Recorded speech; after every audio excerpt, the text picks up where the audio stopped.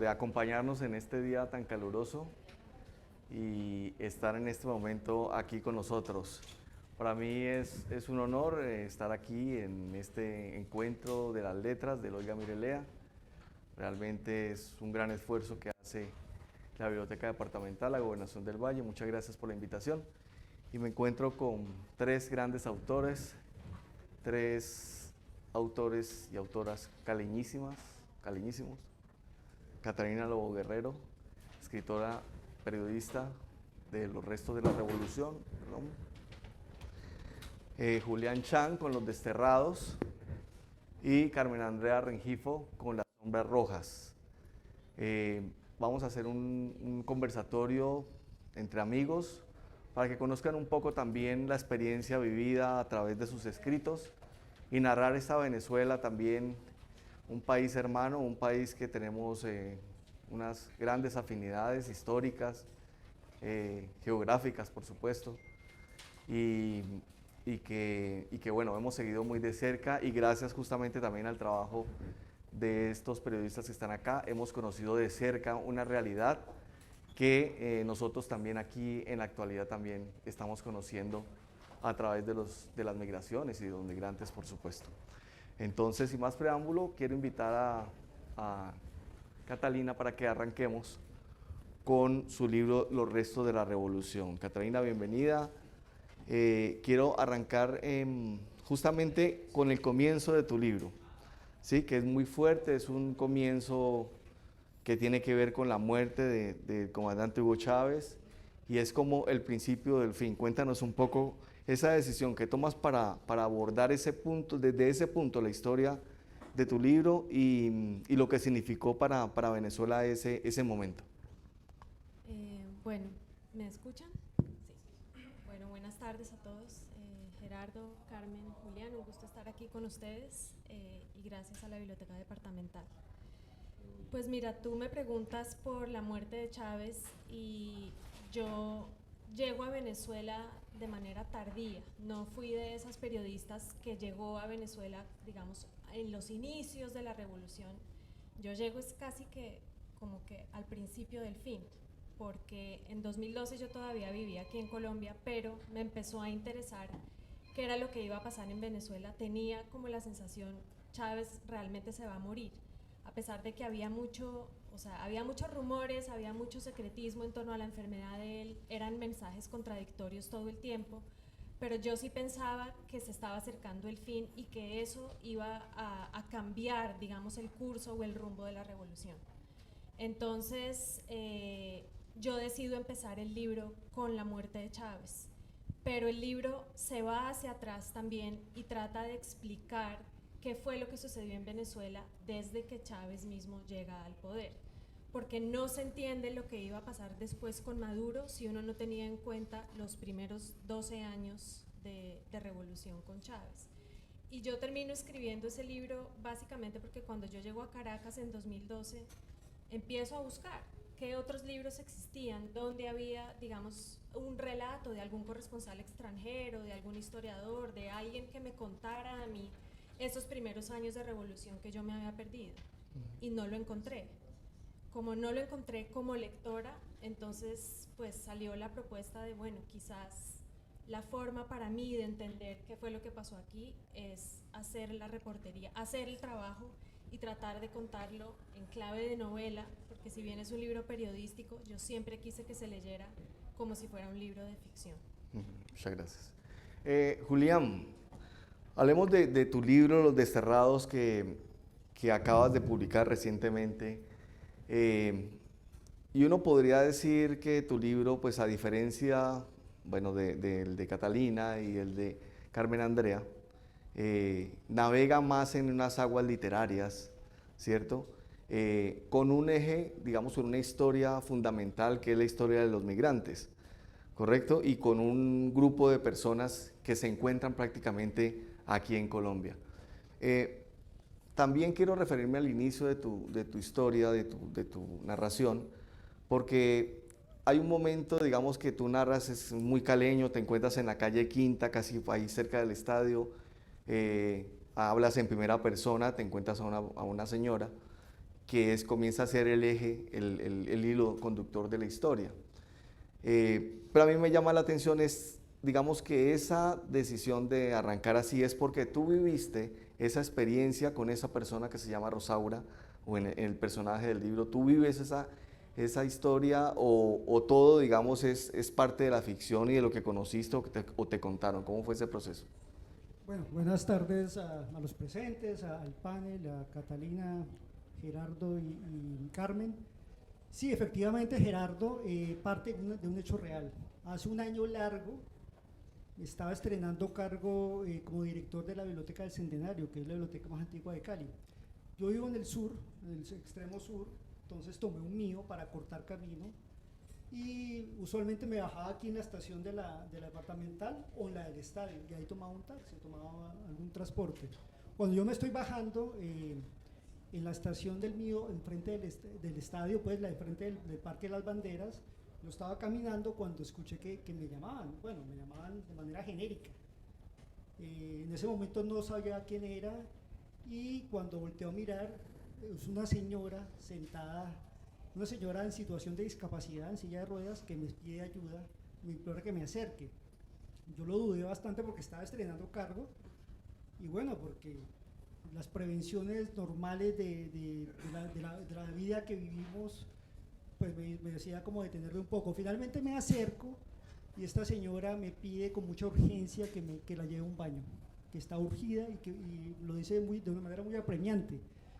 Entonces me santigo y me bajo por todo el Parque de las Banderas. No podía ni siquiera subir el andén por la altura, me tocaba andar en el borde buscándole un baño a la señora. Entonces, parte de un hecho real.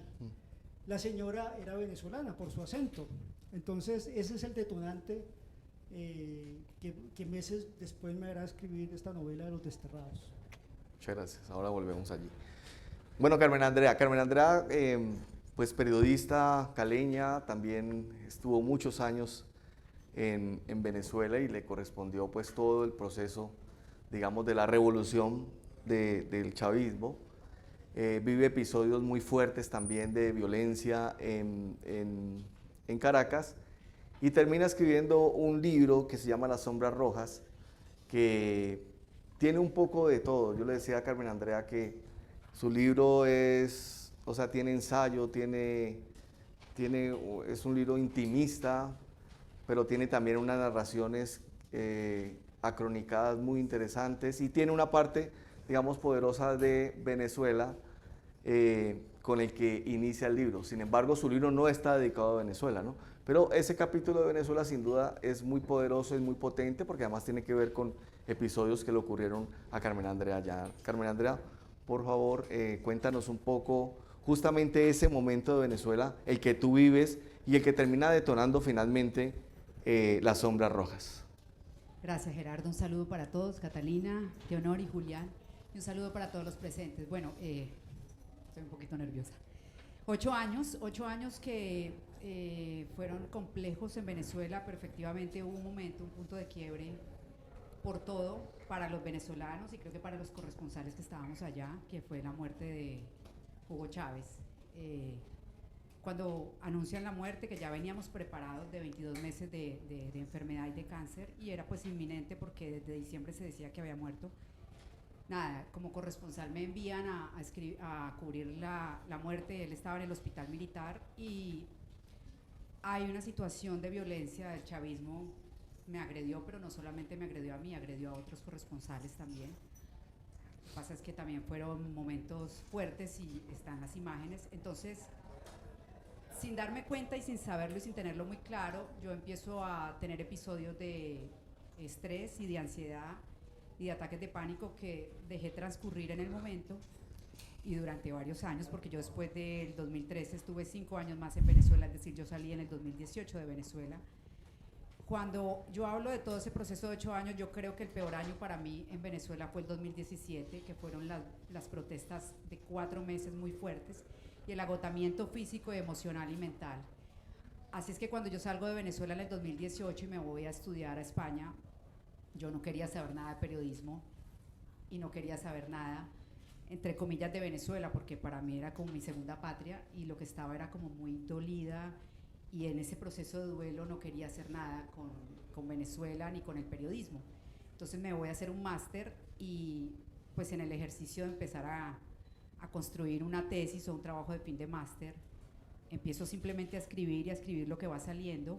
Y el primer texto de este libro realmente va siendo el último, ¿no? Porque yo no había escrito nada concretamente, ni de crónica ni periodística sobre Venezuela, pero es un texto el más largo, cronicado, como lo dijiste, que lo atraviesan enfermedades emocionales y físicas y mentales que viví en Venezuela durante esos 8 años y que concluye un poco con el texto que se llama El último día de mi vida, que es justamente el episodio del 5 de marzo del 2013 y fue la agresión. Entonces es el último texto y tiene que ver con eso porque yo creo que ahí empezó todo para mí. O sea, a partir de esa situación mi vida cambió en muchas formas. Es lo que soy ahora, que estoy bastante retirada del periodismo de cierta manera, de la reportería y de la corresponsalía, y que mi enfoque va más hacia adentro, hacia los momentos complejos que vivimos, y además es también hacer como un llamado al tema de la salud mental y el autocuidado, porque los periodistas vamos tirando creyendo que podemos hacerlo todo y hay un momento que la vida y estas situaciones me hicieron como un paro. Entonces, claro, es el inicio del fin, y la muerte de Hugo Chávez para mí significó muchas cosas, entre otras repensarme mucho el tema del periodismo. Por eso el texto es como una mezcla de muchas cosas. Gracias, Carmen Andrea. Catalina, es curioso que Hugo Chávez en su momento, él mismo decía que él era el caos. Sí, yo soy el caos. No. Más o menos algo así. ¿El caos o yo? El caos o yo, eso. El caos o yo, es decir. Y justamente cuando muere Hugo Chávez, arranca el caos. Y asume Maduro, ¿cierto? A quien no le daban muchas posibilidades de quedarse, y ya hoy vemos que han pasado no sé cuántos años desde que asumió Maduro, 10 años, y ahí sigue aferrado al poder. ¿Qué construyó toda esa, digamos, esa posibilidad para el chavismo de aferrarse de esa manera tan fuerte al sistema y al engranaje, digamos, mismo del Estado? ¿Qué es lo que ha permitido que ese régimen continúe por tantos años y que no pareciera que fuera a salir fácilmente ni siquiera el próximo año que hay elecciones?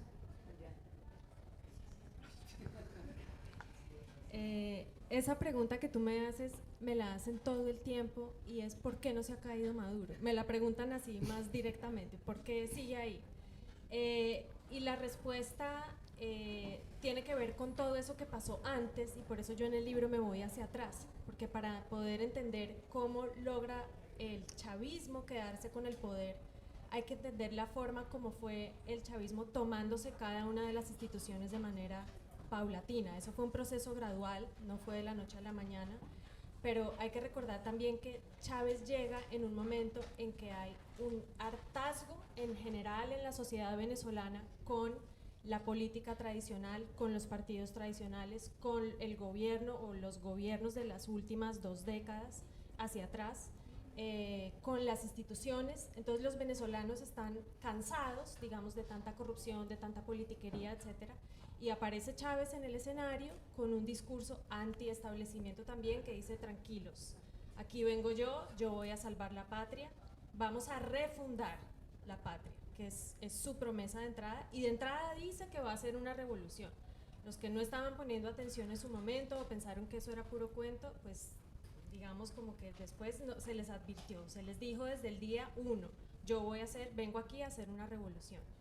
Entonces el chavismo llega y lentamente lo primero que hace es tomarse la Asamblea Nacional crea una Asamblea Nacional Constituyente, se modifica la Constitución, y ahí se rompe también el equilibrio de poderes y el balance institucional que había, digamos, entre distintas instituciones o entidades estatales. Yo en el libro me concentro en explicar qué fue lo que pasó al interior del Poder Judicial, qué fue lo que pasó con los militares, que cada vez se fueron politizando aún más, y hay una influencia, digamos, de los cubanos que fue decisiva también en ese proceso. Hablo también de lo que pasó con los medios de comunicación, cómo se fue instalando una censura, una autocensura y luego cómo vinieron después las compras de los medios por parte de empresarios que eran afines al chavismo y cambió por completo la línea editorial y se perdió la independencia. Y hablo por supuesto también de la economía venezolana, cómo todo el poder, el chavismo se concentra en tomarse PDVSA que es la estatal petrolera, y es la que realmente financia todo en Venezuela. El 96% de los ingresos de un país vienen del petróleo. Entonces, una vez tú tomas todo el aparato estatal petrolero, pues te tomaste la economía también. Y en paralelo vas achicándole y vas cerrándole el paso a todo el aparato económico y al sector privado. Entonces, esa toma paulatina desemboca en que cuando ya Chávez muere, el chavismo ya controla todos los demás poderes y eso permite que Nicolás Maduro se quede. Tumbar a un presidente, la gente habla de eso como si fuera una cosa súper fácil. Realmente es muy difícil cuando tú ya tienes todo un aparato que funciona a tu favor y está ahí para sostenerte. Gracias. Julián, en Los Desterrados tú abordas, como decíamos ahora, el tema de la migración y básicamente pues el gran número de venezolanos que han llegado a nuestro país y especialmente pues a Cali, por supuesto. Digamos que lo que tú pretendías con el libro es ofrecer una mirada de sensibilidad hacia este fenómeno que muchas veces, digamos, de alguna manera los excluimos y vemos como los venezolanos, la llegada de los venezolanos muchas veces como un problema pues mayúsculo para la ciudad, ya los culpamos de todos los males, todos los problemas ya pasan como si fueran por los migrantes que llegaron a nuestra ciudad. ¿También tiene que ver eso con tu decisión de escribir sobre ese tema? Sí, pero digamos que no fue como inicial, es decir, como les contaba, fue un tema que me encontré prácticamente a partir de esa anécdota de esta señora que empujó en su silla de ruedas buscando un baño. Pasaron algunos meses, ya cuando estaba, digamos, saliendo de la biblioteca, tuve el tiempo para trabajar la historia y ya decidido hacerlo, hablé con varios venezolanos que me contaron su testimonio de cómo llegaron, de cómo fue el recorrido, de cómo algunos abrieron camino caminando prácticamente, otros en buses, y eso claro, me empezó a sensibilizar, pero fue a partir del ejercicio creativo de intentar escribir un testimonio literario, porque además, hasta donde yo sé, no hay mucha literatura al respecto, hay mucho testimonio periodístico, pero no hay mucha literatura sobre el tema. Entonces fue como un desafío intentar escribir una obra literaria sobre el tema, y claro, en el ejercicio me sensibilicé mucho hablando con estas personas.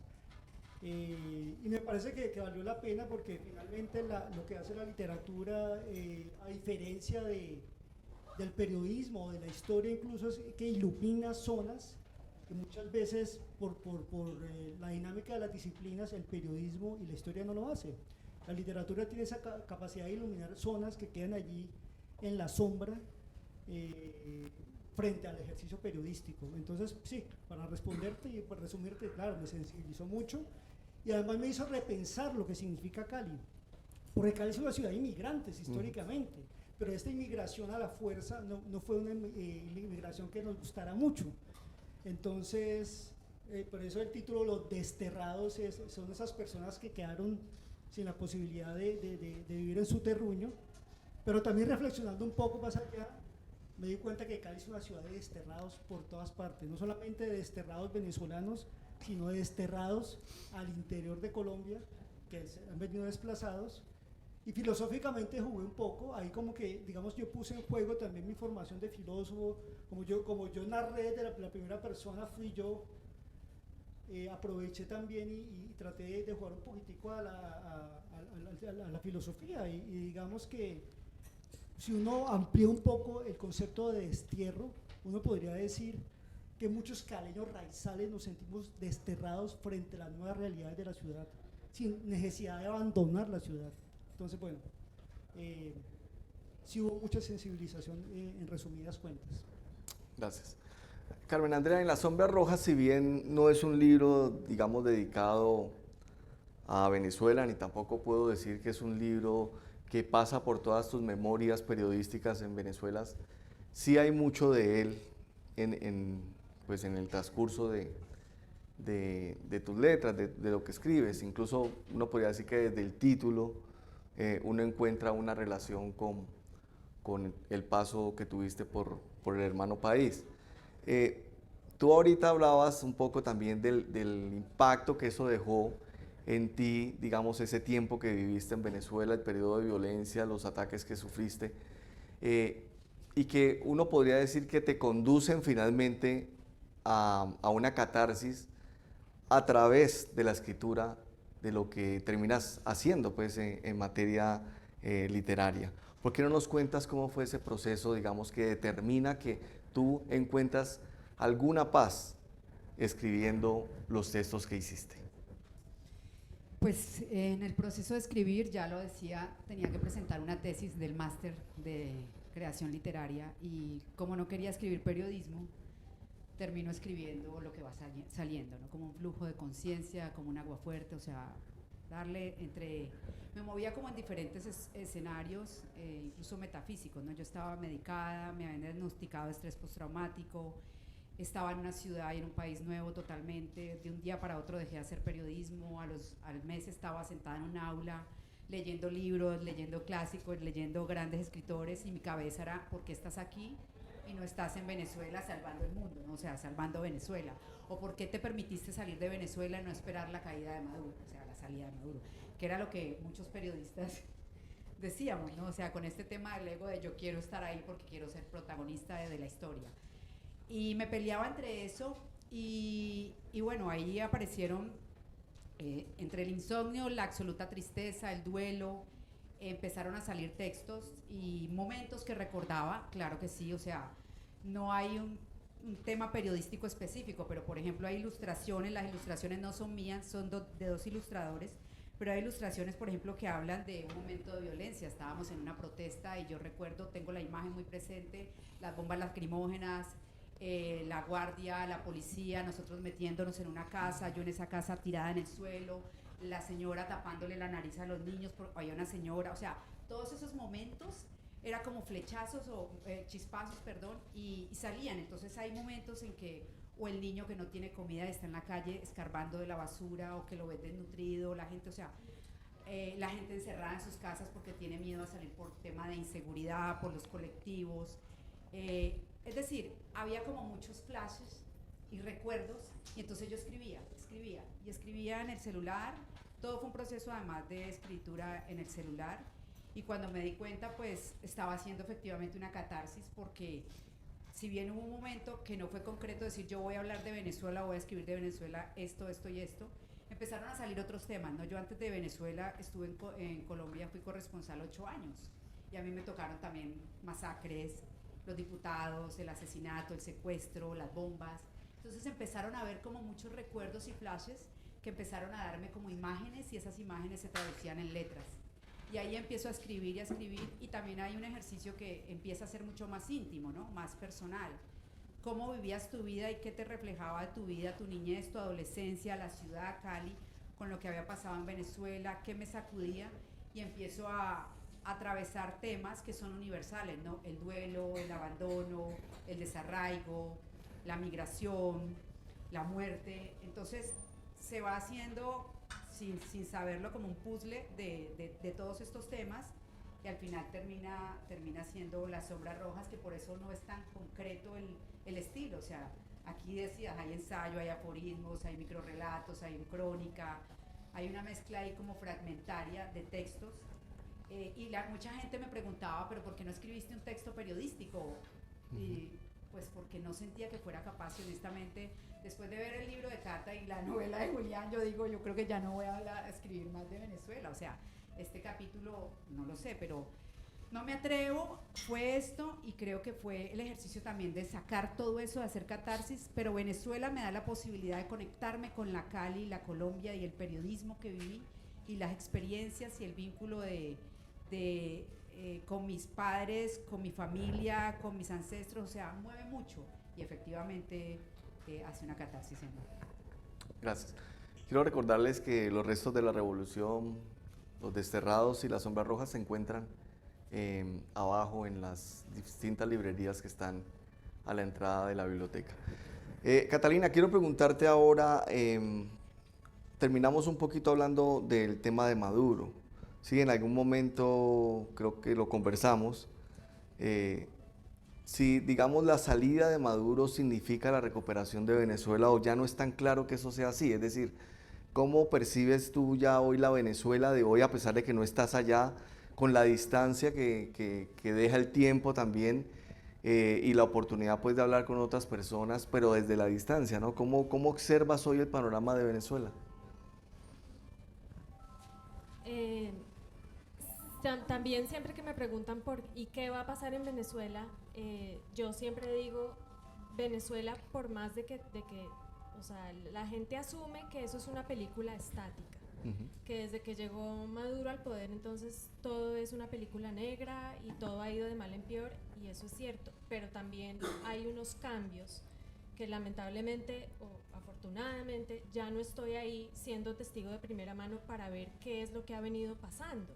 Pero sí ha habido una evolución en el país, principalmente, o sea, el tema, digamos, económico. Ayer había una reunión, digamos, pues se firmó un nuevo acuerdo con los chinos, o sea, Venezuela firmó con China ya un acuerdo hace más de una década, se llamó el Libro Blanco. Los chinos le entregaron al gobierno venezolano una cantidad de compromisos a los que ellos tenían que acogerse y cumplir. Nunca los cumplieron, nunca pasó nada con eso, y sin embargo aquí están de nuevo haciendo un nuevo pacto. Se está hablando ahora de levantamiento de sanciones, en teoría va a haber unas elecciones que están convocadas no sé para cuándo, pero entonces hay muchas dudas sobre qué garantías va a tener la oposición realmente para participar en esas elecciones.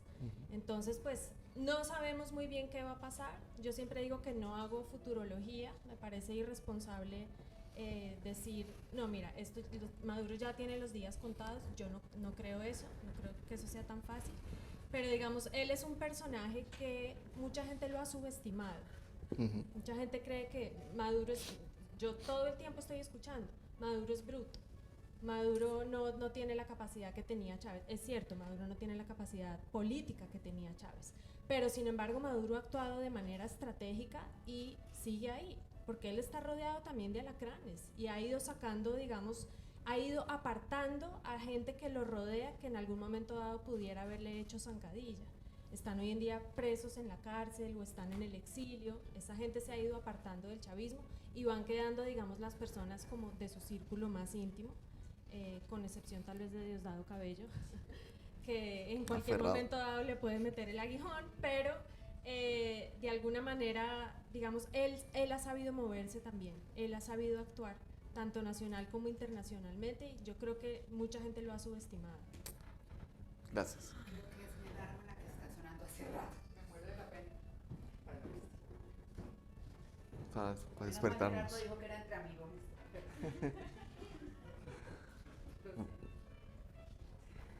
Bueno, muy bien, gracias por despertarnos, Carmen Andrea. La de la pastilla. Julián, hablemos un poco del estilo, porque te comentaba ahora que una de las cosas ricas que tiene la narración que despliega Julián es justamente que es una narración muy ágil, muy rápida, es un libro que se lee casi que de un envión.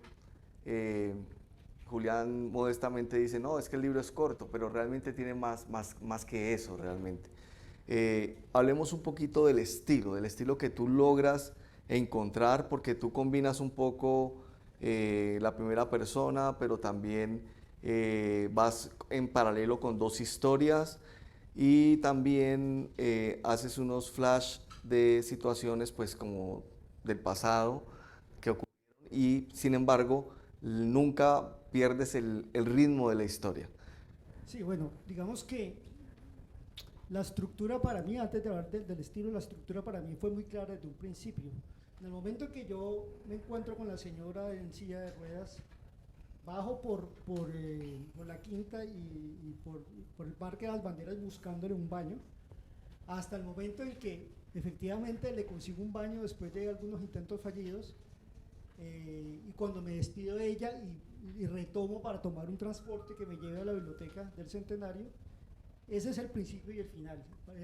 Digamos que la estructura está muy sencilla, y ya después vienen los flashbacks de cómo esta señora, porque la pregunta que me surgió a mí fue, esta señora en silla de ruedas, ¿cómo demonios llegó desde Venezuela? Tuvo que haber sido una travesía. Cuando yo me voy, intuyo que allí hay una posibilidad literaria. Y entre el transcurso de yo llevarla a ella de la estación al baño, transcurre toda la novela, ¿no? Como con no solamente la llegada de ella, sino otros personajes que se van sumando. La estructura fue muy sencilla y muy clara desde un principio, pero también el que yo fuese narrador, el que yo interviniera como el narrador en primera persona, eso facilitó mucho las cosas. Porque tal vez lo que me ha pasado con otros escritos es que resolver el narrador es como lo más difícil, porque a partir de allí te determina mucho la historia en muchos sentidos. Pero al ser yo el narrador, pues me tomé licencias como si fuera yo, porque era yo, realmente. ¿Qué implicó eso? Que traté de hablar un poco parecido como yo hablo, aproveché mi formación filosófica, no para hablar ni de Aristóteles, ni de Descartes, ni de Kant, pero también para que tuviera un trasfondo de reflexión, de mis propias inquietudes de reflexión, y que tuviera cierta connotación poética, digamos que tuviera cierta fuerza poética. Entonces para mí fue como muy sencillo, fue muy fluido, porque no estaba adoptando otro narrador que no fuese yo, para tratar de mirar la narración a través de otros ojos ajenos, sino que lo hice como soy yo. Entonces en esa medida me parece que a mí me fluyó muy fácilmente, porque lo hice como si fuera yo. Muy bien. Bueno, y justamente adentrémonos en esa parte, Carmen Andrea, de la estructura, del estilo, porque digamos que tu libro genera ese debate, ¿no?, en torno a qué es. Y siempre en las distintas conferencias en que he asistido o he estado contigo allí escuchándote, siempre ese es un punto de debate interesante. Porque desde la creación a mí me gusta que tú cuentes cómo fue ese proceso, porque confluyen muchas cosas a la hora de escribir. Incluso alguna vez me hablabas de cómo tú escribías tus sueños, te levantabas y escribías lo que habías soñado, y lo trasladabas, y algunas cosas de esas también están allí. Entonces, como ese estilo de escritura tan particular, cuéntanos un poco de eso. Bueno, a diferencia de Julián, yo por supuesto aquí no hubo una estructura, sino hasta cuando se dio la posibilidad de la publicación, ¿no? O sea, empezar a ver cómo lo organizamos. Efectivamente, yo escribía un poco mis sueños, yo venía como con ese proceso. Aquí hay algo también, un par de líneas, porque yo en algún momento hice periodismo deportivo por muchos años, y eso fue después, entonces hay como algunas líneas sobre eso. Pero, por ejemplo, estaba durmiendo, me pasó un par de veces, me acostaba leyendo, no sé, un libro, un cuento de Cortázar, y me soñaba, dentro de mi sueño estaba siguiendo contando el libro, o sea, seguía contando el libro. Y a veces me despertaba y simplemente había una frase que se me quedaba retumbando.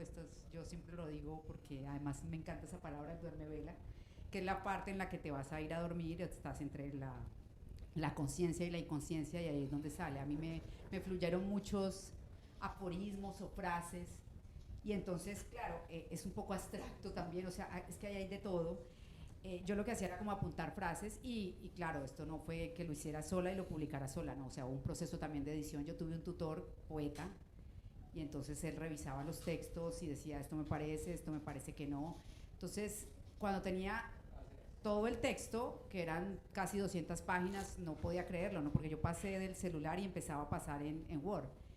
Y cuando me doy cuenta que tengo todo esto, claro, para la tesis yo presenté el texto normal, corrido. Cuando fui a hacer la publicación el año pasado, en el 2022, fue cómo lo hacemos, ¿no? Si lo manejamos por temas, pero no habían temas, porque no habían temas como tan claros para yo decir. El único tema que aquí se repite, o la palabra que alguien la contó una vez, que creo que está como 200 y pico de veces, es la palabra muerte, ¿no? Y es realmente lo que atraviesa todas las historias. Y cuando hablo de muertes en muchos sentidos, ¿no? O sea, la muerte física, la muerte simbólica, o sea, todas estas pequeñas muertes o duelos que tenemos a diario los seres humanos. Entonces, cuando empezó el proceso para publicarlo, decidimos junto con el editor Alejandro Aguirre dividirlo en 3 partes, ¿no? La primera, que era la crónica larga, que es la que tiene 8 o 10 páginas, y le pusimos en primera persona. Luego lo otro era como fragmentario, o sea, ya está, aquí está. Primera persona, el último día de mi vida. Luego fragmentario, que es microrelatos, poemas y aforismos. Y luego está el epílogo, ¿no? Que es también un texto bastante más largo. Entonces esa fue como la mejor forma de separarlo en 3 partes.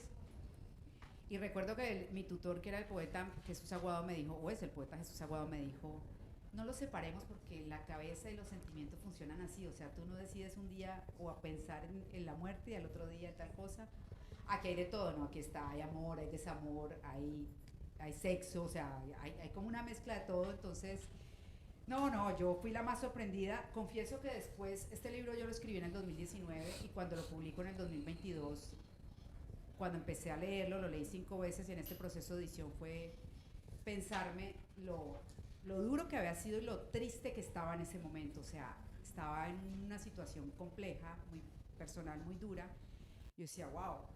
Pero bueno, al final eso yo lo siento como que esa es la literatura también, ¿no? O sea, capta la foto, si se quiere, de ese momento, en este caso que es muy íntimo, este libro muy intimista y muy íntimo. Entonces, esta era la Carmen Andrea del 2019. Yo la he buscado y no la he encontrado, o sea, yo no he vuelto a escribir de esta forma. A veces me parece muy bonito, a veces me parece muy dramático y yo no consigo de nuevo Carmen Andrea, la que escribió este libro. Gracias. Catalina, hablemos justamente de la estructura. Yo diría que tu libro es una gran crónica periodística, pero digamos que a diferencia de la crónica tradicional, tú se nota que hay has bebido de muchos autores norteamericanos donde si bien la crónica es un estilo narrativo importante, los datos son los que mandan. Entonces, si bien tu texto tiene una riqueza en la forma de escribir, también te preocupas mucho por aportar el dato estadístico, la información que sostenga, digamos, esa parte creativa que tiene que ver con la narración. Digamos, ese ejercicio me gustaría, porque aquí hay también muchos estudiantes, que contaras un poco cómo hiciste para mezclar ambos mundos sin que se perdiera el estilo. Pues yo creo que esa era una de mis mayores preocupaciones, porque yo sí quería escribir un libro que fuera de no ficción, pero que se leyera, ya lo dije antes, como una novela. Que tú empezaras a leer el libro y te encontraras con unos personajes que tienen unas historias fascinantes. Entonces, por ejemplo, en el libro aparece una mujer que se llama Elizabeth Torres, que era la custodia del altar de San Hugo Chávez en el barrio 23 de enero, que es el barrio popular, digamos, más chavista de corazón en Caracas. Ella aparece ahí retratada. Aparece un camarógrafo del Canal del Estado que sufre un proceso de desencanto completo con la revolución, él siendo un súper chavista en un inicio y después no. Aparece un paciente, un cardiópata, que sufre, digamos, todas las consecuencias de un sistema de salud destruido que se llama Arturo Caibet. Y Arturo, yo estoy acompañándolo a él todo el tiempo en ese proceso de él de ver si consigue una válvula o no para que le puedan operar el corazón. Consigo la familia Gutiérrez, que es la familia de un militar y su hijo. Entonces es un militar, pero al mismo tiempo su hijo, que es un chico que sale a protestar y es víctima de la represión del gobierno y le terminan destruyendo la cara. Y así podría hablar de una serie de personajes. Entonces yo me preocupé mucho por buscar unas historias con unos personajes que la gente pudiera como ver a través de ellos qué era lo que había pasado en Venezuela, con unas historias muy particulares que para mí eran impactantes y que yo creía que para los lectores también lo iban a hacer. Pero eso no es todo en el periodismo. Como tú dices, yo creo que uno como periodista sí tiene que tener como una conciencia y de tratar de ser lo más riguroso posible, de aportar el mayor tipo de contexto, de aportar a veces cifras, a veces datos, a veces otro tipo de cosas que puedan enriquecer el relato, pero sin aburrir a la gente, que esa es una de las patas que tiene el problema a veces del periodismo de investigación, es ese, tú inundas a la gente con una cantidad de datos, de números, de cifras, de contratos, y la gente se te aburre. Entonces yo lo que hice es que también no quise utilizar, digamos, en el relato ni los pies de página, ni ese tipo de cosas. Más bien al final, o sea, el libro tiene varios capítulos, pero al final hay todo un apartado donde yo le explico al lector, mira, así fue que yo construí este capítulo. Capítulo por capítulo hago eso precisamente para honrar también a los lectores que se preocupan mucho por de dónde sacaste tú esta información. Porque el periodismo cada vez está más en entredicho también. A nosotros nos acusan a veces de inventarnos las cosas, y yo soy lo más ajena de eso. Yo digo que escribir no ficción o hacer periodismo es escribir también con una camisa de fuerza. La diferencia de Julián, él se puede inventar lo que quiera en su novela y hablar, digamos, de los venezolanos. Yo no me puedo inventar absolutamente nada. Entonces mis métodos son siempre los de la reportería, las entrevistas, pero también yo busqué información en bibliotecas, yo busqué información en archivo, en videos, o sea, en una cantidad de materiales que pues me ayudaron a reconstruir, porque en realidad el libro es un ejercicio también de reconstrucción. Entonces eso para hablarte un poco de ese proceso. Chévere, gracias. Julián, hay libros que uno, digamos, termina y como en las películas tiene la sensación de que podría tener una segunda parte, ¿sí? Yo siento que tu libro sucede eso. Yo lo terminé y quedé con la sensación de que debía tener una parte 2 que resuelva algunas cosas que uno siente que quedaron ahí como en el aire. O no en el aire, sino simplemente que uno como que se pregunta cosas, pero digamos que sé que también hay una intención del autor de generar eso. ¿Has pensado que tienes una posibilidad de continuar con este tema o quieres dejarlo allí y pasar a otras cosas ya literarias? ¿O cuál es tu pensamiento alrededor de eso? Pues sí me lo han planteado, no eres el primero. En este momento no, dejarlo reposar un poco. Digamos que la novela tiene como dos partes, ¿no? Podría decir que tiene dos partes. La huida de ellos de Venezuela, el recorrido, esa es como la primera gran parte. No solamente de la señora de silla de ruedas, Rosaura, sino de otros que se van uniendo en el camino. Y la segunda parte es cómo se establecen en Colombia, especialmente en Cali. Y ahí toca también unos eventos importantes que vale la pena mencionar, que es ese paro incipiente que fue tal vez 2019, después viene la pandemia 2020 y finalmente el estallido social. Entonces, digamos que queda ambientado como en ese trasfondo social de mucho agite y cómo ellos se van estableciendo. Ahí termina más o menos la novela, sin entrar en detalles, pero claro, si uno quiere ya ahondar en cómo ellos han desarrollado su vida aquí, pues eso podría dar para una segunda parte, ¿no? Pero lo tengo en remojo por ahora. Muy bien.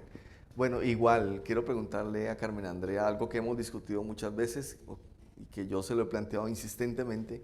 Digamos que la experiencia que tuvo Carmen Andrea en sus años en Venezuela no deberían quedarse solamente en ese episodio pues, dramático que le sucedió, sino que yo siento que tiene muchas cosas que aportar desde lo periodístico.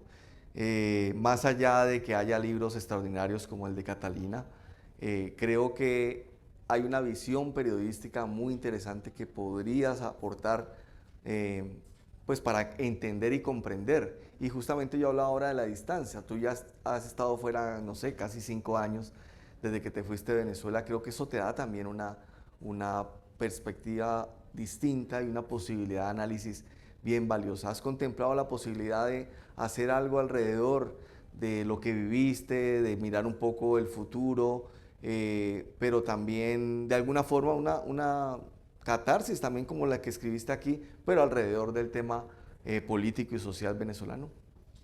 Pues tenerlo tan claro no, sin embargo en estos días hubo un ejercicio, nos pidieron una crónica sobre Maradona y a mí me dijeron que hablara un poco, o sea, yo lo único que dije, lo que puedo decir de Maradona es como él en Venezuela, ¿no?